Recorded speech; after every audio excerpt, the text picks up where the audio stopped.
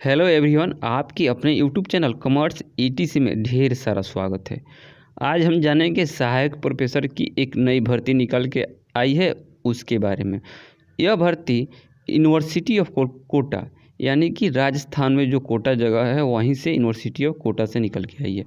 और यह वैकेंसी जो है पूरा का पूरा गेस्ट फैकल्टी की वैकेंसी है, जिसमें आप देख पाएंगे कि कौन कौन से सब्जेक्ट में है और उनके बारे में सिलेक्शन प्रक्रिया क्या रहेगा और फ़ी कितना रहेगा। इन सभी चीज़ों को देख लेंगे और जान लेंगे। तो सबसे पहले हम जानेंगे कौन से सब्जेक्ट में कितना कितना वैकेंसी है। सबसे पहले देखते हैं और समझते हैं। तो यहाँ पर लिखा है application in the prescribed format invited from the eligible candidate for the empanelment of guest faculty in university of Kota for the academic session 2024-25 as per the following details. यानी कि यह सेशन एकेडमिक सेशन जो रहने वाला है 2024-25 के लिए यह वैकेंसी रहने वाला है।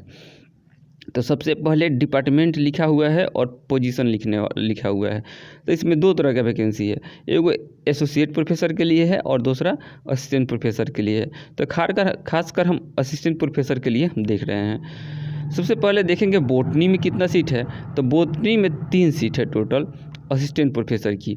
वहीं जूलॉजी में है 3, बायोटेक्नोलॉजी में 3, माइक्रोबायोलॉजी में 3, लॉ में 3, ड्राइंग एंड पेंटिंग में 3, फिजिकल एजुकेशन में 3, मैथमेटिक्स में 3, वाइल्ड लाइफ साइंस में भी 3, फार्मेसी में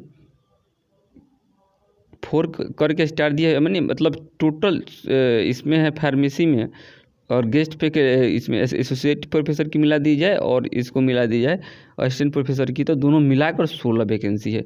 वहीं हेरिटेज एंड टूरिज्म में टोटल वैकेंसी 4 है दोनों को मिला के। कंप्यूटर साइंस में 2 है असिस्टेंट प्रोफेसर की, कॉमर्स एंड मैनेजमेंट में 1 है असिस्टेंट प्रोफेसर की, सोशल साइंस या हिस्ट्री में मात्र 1 वैकेंसी है असिस्टेंट प्रोफेसर की। तो यह रहा सब्जेक्ट में कितनी वैकेंसी है हम लोगों ने देख लिया। अब आगे जनरल इंस्ट्रक्शन के रूप में दिया है, इनको हम मतलब ज़्यादा इम्पोर्टेंट नहीं है, इनको छोड़ते हैं। अब देखिए यहाँ पे फ़ी की बात बताई गई है। तो देख लीजिए कि फ़ी जो रहने वाला है डीडी देना है, जिसको डिमांड डिपॉजिट बोलते हैं, यहाँ पे 250 रुपया है। और वहीं जो लोग SC ST PWD कैटेगरी में आते हैं उनके लिए 100 रुपया रखा गया है। तो आप यहाँ पे समझना होगा कि डीडी जो बनाना है वो रजिस्ट्रार के नाम से बनाना है, registrar favour of registrar university of Kota. तो आप इसको अच्छे से समझ लीजिएगा फॉर्म फिलअप करने से पहले, और यहाँ पे फ़ी को देख लीजिएगा। फ़ी काफ़ी कम है। जो लोग खासकर इसके लिए एलिजिबल हैं, जिनके पास सभी तरह के क्वालिफ़िकेशन है जो यहाँ पे मांगे गए हैं, उनको तो अप्लाई करनी ही चाहिए, क्योंकि ये गेस्ट फैकल्टी है। आप यहाँ पढ़ाएंगे तो कुछ ना कुछ आपको यहाँ से एक्सपीरियंस मिलेगा, और आने वाले दिन में जो भी सेंट्रल यूनिवर्सिटी हो चाहे स्टेट यूनिवर्सिटी में जब परमानेंट पोजीशन आएगा तो वहाँ पे आप इसको दिखा कर या अपने रिज्यूम में लगा कर दिखा सकते हैं कि हमने इतने सालों तक पढ़ाया है इस यूनिवर्सिटी में। तो वहाँ से भी आपको वेटेज मिलने का चांस रहता है और सिलेक्शन में थोड़ा सा इससे आपको संदर्भ में लिया जाता है। चलिए अब देखते हैं क्वालिफ़िकेशन पे सीधे, क्योंकि बहुत सारा इसमें कुछ दिया है। उसके पहले हम देख लेते हैं कि क्या रुपया मिलेगा अगर सहायक प्रोफेसर में यहाँ पे जो लोग भर्ती होंगे। तो जो लोग भी सहायक प्रोफेसर में भर्ती होंगे उनको 800 रुपया पर लेक्चर के हिसाब से, यानी 1 घंटे के। अगर वहीं उनका पूरा टोटल जो पर मंथ बनेगा वो 45,000 रुपये बनेगा पर मंथ।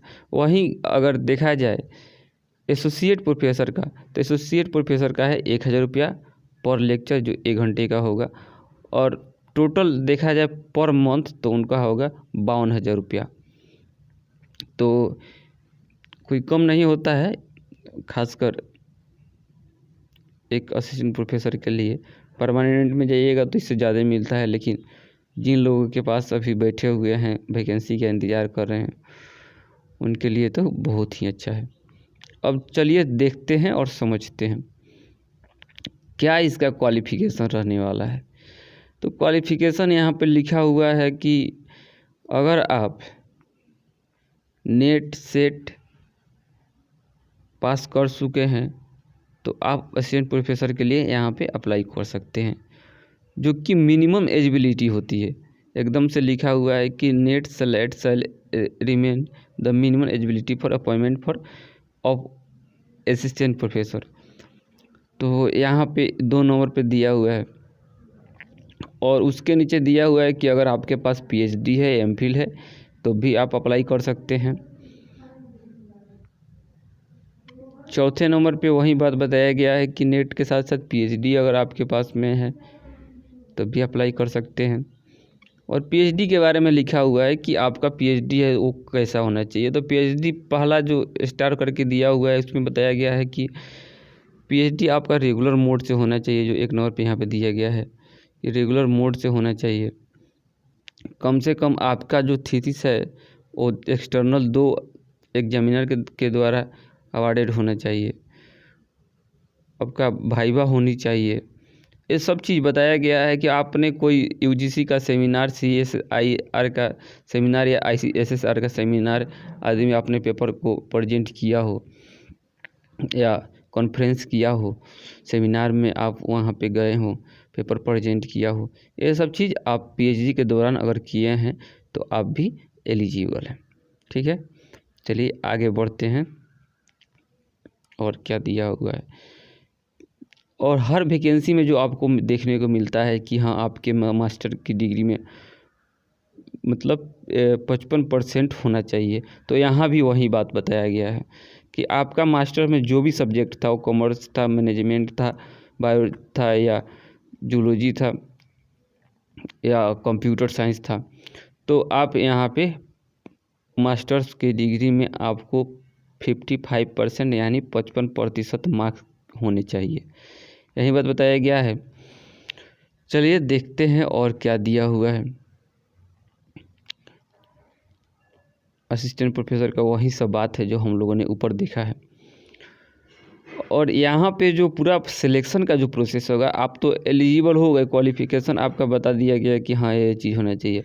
अगर आपके पास होगा तो सिलेक्शन का जो प्रोसेस होगा उसको इस तरह से अपनाया जाएगा जो एपीआई पे होता है। एपीआई का मतलब एकेडमिक परफॉर्मेंस इंडेक्स के रूप में आपका जितना भी होगा मार्क्स उसको यहाँ पे रखा जाएगा। देखिए लिखा हुआ भी है, short listing of candidate for the post of assistant professor in university regulation, UGC regulation 2018। अब यहाँ पे एपीआई स्कोर का पूरा रोल रहने वाला है, जिसके माध्यम से आप शॉर्ट लिस्ट होंगे और आपका इंटरव्यू कंडक्ट होगा। तो सबसे पहले ग्रेजुएशन में बताया गया है कि आपका अगर 80% से ज़्यादा मार्क्स है तो 15 नंबर मिलेगा, 60% तक या उससे कम है तो 13 नंबर मिलेगा। वही बात कहा गया है 55%। तो यहाँ पे आप देख लेंगे, इन सभी चीज़ों को देख लेंगे और समझ लेंगे।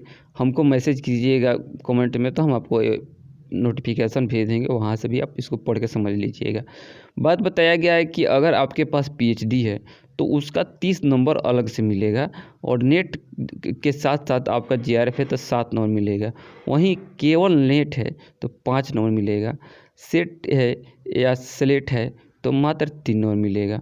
अगर आपने कहीं नेशनल या इंटरनेशनल पेपर प्रेजेंट किया है और आपको वहाँ से कोई अवार्ड मिला है तो 3 नंबर मिलेगा। अगर स्टेट लेवल पे किए हैं तो उसका 2 नंबर मिलेगा, अवार्ड मिला हुआ है तो। रिसर्च पब्लिकेशन जितना भी होगा वो पीयर रिव्यू हो या यूजीसी केयर लिस्टेड हो तो वहाँ पे हर पेपर का 2 नंबर मिलेगा। ज़्यादा से ज़्यादा 5 पेपर होगा उसका 10 नंबर मिलेगा, उससे ज़्यादा नहीं मिलेगा। अगर आपने कहीं टीचिंग एक्सपीरियंस किए हैं, आपने कहीं पढ़ाए हुए हैं तो आपको 2 नंबर मिलेंगे प्रत्येक साल के, यानी 5 सालों तक का 10 नंबर मिल सकता है, उससे ज़्यादा नहीं मिलेगा। चलिए इसको आप लोग तो समझ ही लिए। और बात करते हैं कि इसका total academic score research publication teaching experience count करके कितना होगा। तो टोटल जो एकेडमिक परफॉर्मेंस होगा एकेडमिक स्कोर होगा उसको 80 लिया जाएगा, और जितने भी रिसर्च पब्लिकेशन होंगे आपके पास उसका 10 लिया जाएगा, और टीचिंग एक्सपीरियंस का 10 लिया जाएगा, यानी टोटल कल 100 मार्क्स हो जाएगा इस तरह से। और इसी पे आपका मेरिट बनेगा और सिलेक्शन होने की पूरी पॉसिबिलिटी इसी मार्क्स पे होगी। इंटरव्यू में जो आपको वहाँ से मार्क्स दिए जाएंगे इसी को कंसीडर करके बताया जाएगा। चलिए ठीक है, मिलते हैं किसी अन्य वीडियो में। यह वीडियो से आपको कुछ अगर लाभ मिला हो, हेल्प मिला हो, तो हमारे चैनल को सब्सक्राइब कीजिएगा और वीडियो को ज़्यादा से ज़्यादा शेयर कीजिएगा और लाइक कीजिएगा। तब तक मिलते हैं किसी अन्य वीडियो में। धन्यवाद।